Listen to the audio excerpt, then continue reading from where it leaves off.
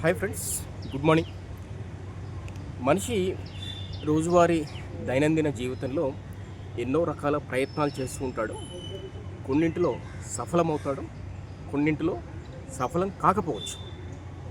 అంటే కానంత మాత్రాన ఆ ప్రయత్నం వృధా కాదు. Nature will observe everything. Nature scans everything, including the persons thoughts as well as activities. మనిషి యొక్క ఆలోచనలని, అతను చేసే పనులన్నింటినీ కూడా సునిశ్చితంగా ప్రకృతి పరిశీలిస్తుంది అండ్ స్పందిస్తుంది. చిన్నప్పుడు ఇప్పుడు ఇన్ని శాటిలైట్ ఛానల్స్ లేవండి. ఉన్నది government channel, that is Doordarshan.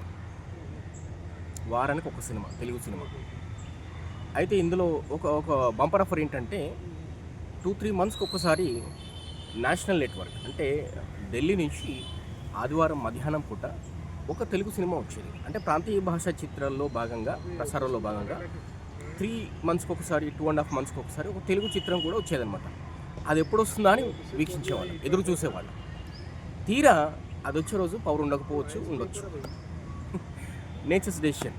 Okay, ఉసూరు మన వాళ్ళం, అయ్యో రామా ఈరోజు చూసే అవకాశం లేకపోయింది అని చెప్పేసి. అట్లా ఒకానొక రోజు తెలుగు సినిమా ఈరోజు వచ్చే అవకాశం ఉంది అని ఊహతో ఉన్నాం, బట్ పవర్ పోయింది. కానీ కొంత సమయం తర్వాత అకస్మాత్తుగా విద్యుత్ సరఫరా అనేది ఏమంటారు, పునరుద్ధరింపబడింది. గబగబ పరిగెత్తి టీవీ దగ్గర కూర్చుంటే తెలుగు సినిమానే వస్తుంది మేము ఊహించినట్టుగా. అందులో ఒక కామందు, అంటే ఒక డబ్బున్న ఆసామి ఒక అభాగ్యురాలిపై అఘాయిత్యం చేస్తాడు. అంటే తెలుసు కదా, బలవంతం చేస్తాడు. ఆమె పెనుగులాడుతుంది.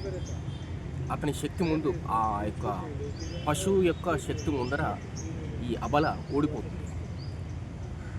వర్షం కుడుతుంది. అదే టైంలో వర్షం ఆగిపోతుంది. ఆ డైరెక్టర్ ఒక కొబ్బరి చెట్టుని టాప్ టు బాటం చూపిస్తూ ఉంటాడు. ఆ కొబ్బరి చెట్టు యొక్క కొమ్మలు ఉంటాయి కదా, ఆ ఎడ్జ్ దగ్గర ఆగిపోతాడు. ఎందుకంటే అక్కడి నుంచి బొట్లుగా ఒక వాటర్ డ్రాప్స్ పడుతుంటాయి. అంటే జస్ట్ బిఫోర్ వర్షం పడింది కదా, సింబాలిక్గా చూపించాడు. ఏంటి అంటే ప్రకృతి విలపిస్తుంది. జరిగినటువంటి దుష్కార్యం ఏదైతే ఉందో, స్పందించిన ప్రకృతి విలపిస్తుంది, ఏడుస్తుంది అని చెప్పేసి నా చిన్న హృదయానికి కొంచెం అర్థమయ్యి, కొంచెం అర్థం కానట్టుగా అనిపించినా కూడా, కాలం గడిచే కొద్దీ ఎప్పుడైనా ఆ ఇన్సిడెంట్ గుర్తొచ్చినప్పుడు నిజమే, అంటే మన అనుభవాలు మనకు చెబుతూ ఉంటాయి. Be careful, be cautious about your not only your activities but also your internal thoughts. ఆలోచనలు పరిశుద్ధంగా ఉన్నప్పుడే మనిషి పరిశుద్ధంగా ఉంటాడు. మనిషి చేసే చర్యలు కూడా సక్రమంగా ఉంటాయి. మనము ఈ యొక్క ప్రస్తుతం ఉన్నటువంటి పరిస్థితులలో విపరీతమైన నెగిటివిటీ, ఎంతసేపు విమర్శించుకోవడమే, దెప్పిపడవడం, పంచ్ డైలాగ్స్ అనేటువంటి ఒక దుస్సాంప్రదాయం మొదలైన తర్వాత సాటి మనిషిని హర్ట్ చేసి శునకానందాన్ని పొందేటువంటి ఒక ఆచారం అనేది మొదలైంది. నిజంగా ఇదే నిజమైన హాస్యము అని పసిపిల్లలు భ్రమపడతారేమో. నేను ఇంతకుముందు ప్రస్తావించినటువంటి మూవీ శంకరాభరణం అండి. ఇక జేవి సోమయాజులు ఎవరైతే సంగీత విద్వాంసులు ఉంటాడో, అతని దగ్గర తన యొక్క కుమారుణ్ణి శిష్యుడిగా చేర్చడానికి కోసమని మంజు భార్గవి ప్రయత్నిస్తుంది కదా. ఆ యొక్క బ్యాక్డ్రాప్లో తనకు జరిగిన అన్యాయం గురించిన పిక్చరైజేషన్ టైంలో ఆ యొక్క కొబ్బరి చెట్టు యొక్క ఆకుల నుంచి నీళ్ళు జాలువారడం అనేది నాకు చాలా హత్తుకుపోయినటువంటి సంఘటన, విషయం.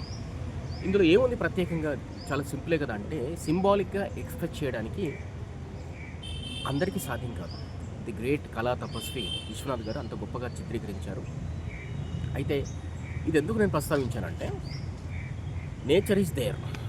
నేను చేసే పనులని ఎవరు గమనించరు. కుళ్ళు, కుతంత్రాలు, మనిషి ముందర నవ్వడం, అబ్బాయి మీరు చాలా మంచి వాళ్ళండి, సూపర్, గో హెడ్ అని మీతో సక్రమంగా ఉన్నట్టుగా, సవ్యంగా ఉన్నట్టుగా మాట్లాడుతూనే బ్యాక్ బీటింగ్, అంటే వెనకాల విమర్శించడం, వెన్నుపోటు పోవడం, అట్లాగే చెడుగా ప్రచారం చేయడం, ఈ యొక్క ఏమంటారు చీప్ మైండ్ సెట్. సో అలాంటి వాళ్ళు కోకోలలో అయిపోయారు. ఇప్పుడు ఆ అంశం గురించి మిత్రులు నేను కాసేపు మాట్లాడుకున్నాం. ఇది ఒక మంచి అంశం, దీన్ని రికార్డ్ చేస్తే బాగుంటుందనే ఉద్దేశంతోనే ఈ యొక్క వీడియోస్ రికార్డింగ్ స్టార్ట్ చేశానండి. మిత్రుని పరిచయం చేసుకున్నాం. Hi sir, how you? మీ పేరు? నా పేరు మధు గారు.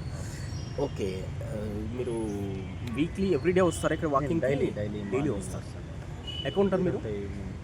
ఇక్కడే బ్యాక్ సైడ్ ఉంటారు, వనస్థలిపురంలో ఉంటారు. వనస్థలిపురంలోనే ఉంటారు. Okay, what is your qualification? అది ఎంబీఏ చదివా. Good, super. అంటే marketing skills plus financial management. Okay, ఇందులో it includes HR skills also, అంటే హ్యూమన్ రిసోర్స్ మేనేజ్మెంట్. చాలామంది ఏమనుకుంటారంటే మనకు అక్కర్లేని వ్యాపారం గురించినటువంటి సబ్జెక్ట్ అది అనుకుంటారు. కాదండి, మనుషులతో ఎలా మెలగాలి, మనుషులతోని ఒక పనిని సక్రమంగా నైపుణ్యంతో 100% రిజల్ట్ రాబట్టే విధంగా ఎలా పని చేయించుకోవాలనేది హెచ్ఆర్ఎం సబ్జెక్ట్ ఉంటుంది. హ్యూమన్ రిసోర్స్ మేనేజ్మెంట్, మానవ వనరుల నిర్వహణ. ఈ సబ్జెక్ట్ ప్రతి ఒక్కరికి ఉండాలండి. నేను అడిగితే మాత్రం ఇంజనీరింగ్లో కూడా, అంటే ఇప్పుడు ఎంటెక్లు చదివిన వాళ్ళు నెలకు 2 lakhs ఎబోవ్ సంపాదించేవారు కుటుంబ సభ్యులతో ఎలా వ్యవహరించాలి, సమాజంలో ఎలా మసలుకోవాలి అనేది తెలియదు. మీరు అబ్జర్వ్ చేయండి, ఏదైనా ఫంక్షన్కి వెళ్ళినప్పుడు ఈ సాఫ్ట్వేర్ జీవులు అంటీ ముట్టని అగ్రహారంలాగా అలా ఉండిపోతారు. కనీసం హాయి చెప్పిన వారికి తిరిగి హాయి కూడా చెప్పడం, అంటే వాడు మనల్ని గుర్తుపట్టాడా లేదా అనే డౌట్ వస్తుంది పలకరించిన వ్యక్తికి. సో అంటే ఇప్పుడు చెప్పేటువంటి గ్రాండ్ పేరెంట్స్ లేరు ఫస్ట్ ఆఫ్ ఆల్. అవునా? చెప్పకపోగా ఇప్పుడు వాళ్ళు చదివిన సబ్జెక్ట్లో కూడా ఇలాంటి కమ్యూనికేషన్ స్కిల్స్ కానీ ఇలాంటివి లేకపోయినాయి ఫస్ట్. ఈ ఎంటెక్లో ఇట్లా ఇప్పుడు ఈ సైకాలజీ అనేది, సోషియాలజీ అనేది, సమాజం గురించి ఏ విధంగా ఉండాలని ఇవన్నీ లేవు. అది ఓన్లీ మెకానిజం, మిషన్ టెక్నాలజీ. సరే, అది కూడా ఓకే. కాకపోతే ఈ మెయిన్ ఏంటంటే ఇవి ఈ సమాజంలో మీరు అన్నట్టు ఇప్పుడు ఒక మనిషి దానికి మనం హాయ్ అని చెప్పి పలకరిస్తే దానికి ఏ విధంగా రిప్లై ఇవ్వాలి అనే పరిస్థితులు కూడా తెలియని పరిస్థితి. అయితే భయం ఏంటంటే ఇప్పుడే ఇట్లుంటే ఇక రాను ఈ మెకానిజం ఇంకా ఎక్కువ పరిస్థితిలో ఉంది.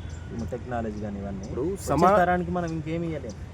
సమాజానికి ఆలంబన కుటుంబం. కుటుంబము ఒక బాలుడికి లేదా బాలికకు కావలసినటువంటి సర్వతోముఖాభివృద్ధి అంటాం. ఓవరాల్ గ్రోత్ అనేది లభించట్లేదు. ఐఎమ్ గివింగ్ గుడ్ ఫుడ్, చక్కటి బుక్స్ కొనిస్తున్నాను, మంచి బట్టలు ఇస్తున్నాను, ఫీజు కడుతున్నాను, ఇంకేం కావాలి యాజ్ ఎ పేరెంట్ అనుకోవచ్చు. నో, కాదు. చిన్న చిన్న వంటిటి చిట్కాలు కూడా తెలియదు. అవునా? ఇప్పుడు ఎంతమంది పేరెంట్స్ పిల్లలకి వంట వరకు నేర్పుతున్నారు? అసలు ఆర్డర్ పెట్టుకుందాం, పేరెంట్స్ కూడా వంటలు చేస్తారు. అసలు పేరెంట్స్ కూడా ఏమవుతుందంటే నువ్వు అంటే చీటికి మాటికి బయటికి వెళ్దాం, హోటల్లో భోంచేద్దాం, ఓకేనా, లేదా ఆర్డర్ పెట్టుకుందాం, తెప్పించుకుందాం. ఇప్పుడు రేపు వాళ్ళు అసలు పిల్లలు మ్యారేజ్ అయిన తర్వాత రేపు వాళ్ళు ఎవరన్నా వచ్చిన చుట్టాలు అది చేస్తే వాళ్ళు కూడా సేమ్. ఇప్పుడు ఏది అంటే మనం గౌరవ మర్యాదలు, మన సాంప్రదాయాలు ఏంటంటే ఎవరన్నా మన ఇంటికి వచ్చినప్పుడు వాళ్ళకి ఫస్ట్ మన చేతితో వంట చేసి వాళ్ళకి భోజనం పెట్టి వాళ్ళని కొంచెం 1-2 days అతిథి దేవో భవ, అతిథి మనం ఇస్తలేము. అక్కడ ఎవడో హోటల్లో రెస్టారెంట్ కూడా ఇస్తున్నాం. అవును. అంటే దాని ద్వారా ఏమవుతుందంటే మనం ఈ బంధాలు లేవు ఇంకా. అవును. అంతా మొత్తం కమర్షియల్, ప్రతిదీ కూడా ఏదైపోయింది. ఇక ఇప్పుడు పేరెంట్స్ అది నేర్పిస్తున్నప్పుడు ఇక నెక్స్ట్ పిల్లలు ఏ పరిస్థితిలో ఉంటారు? భోజనం వడ్డించడం అంటే మనసులోని ప్రేమ, ఆప్యాయతను కూడా వడ్డించడం అని అర్థం. చిన్నప్పుడు నేను మా మేనత్త వాళ్ళ ఇంటికి వెళ్ళాను. వాళ్ళ ఇప్పుడు బోనాలు అంటాం కదా, బోనాలు, ఆ ఫంక్షన్కి వెళ్ళినప్పుడు బోనాలు నాకు బాగా గుర్తుందండి. మా మేనత్త గారు చాలా ఆప్యాయంగా తిందురారా బాబు అని చెప్పేసి తీసుకెళ్ళి కూర్చోబెట్టి ఒక మోదుగు ఆకులతో చేసినటువంటి విస్తరాకు పెట్టి నీట్గా కడిగి మళ్ళీ తుడిచి నాకు మనం ఏమంటారు సేమియాతో చేస్తారు కదా స్వీట్, అది పెట్టింది. ఆమె తింటూ ఉంటే తినరా అంటే ఇంకొంచెం ఆ గరిటతో, అంటే ఆ సీన్ అనేది మైండ్లో ఉండింది. ఆ అఫెక్షన్, ఆ లవ్ నువ్వు ఎన్ని బావర్చిలో హోటల్లోకి వెళ్ళి తింటే వస్తుంది, ఎన్ని స్టార్ హోటల్స్లో వెళ్ళి తింటే వస్తుంది. ఆ వడ్డించేవాడు ఫేస్ చూడండి, చాలా ఏదో బాధతో ఉంటాడు వాడు పర్సనల్. అంటే ఇప్పుడు నాకు చదువుకు సరైన జాబ్ దొరకకపోవడం వల్ల ఈ సర్వర్ జాబ్ చేస్తున్నాను, ఈ వాచ్మెన్ జాబ్ చేస్తున్నాను, ఈ వ్యాలెట్ జాబ్ చేస్తున్నాను అనేటువంటి ఒక ఫ్రస్ట్రేషన్ ఆ ఫేస్ లో కనిపిస్తూ ఉంటుంది. ఆ మేనేజర్ వాళ్ళని తిట్టడం ఏదో జరుగుతూ ఉంటుంది. సరైన సాలరీస్ ఉండవు, మనం చూస్తాం సరైన సాలరీస్ ఉండవు. ఎవరో వర్కర్ రాకపోవడం వల్ల ఓవర్ టైం అలొకేట్ చేస్తారు మళ్ళీ. అంటే ఆల్రెడీ 8 hours జాబ్ చేసి ఉంటాడు, మళ్ళీ ఎక్స్ట్రాగా ఇంకో 4 hours చేయమని ఫోర్స్ చేస్తాడు మేనేజర్.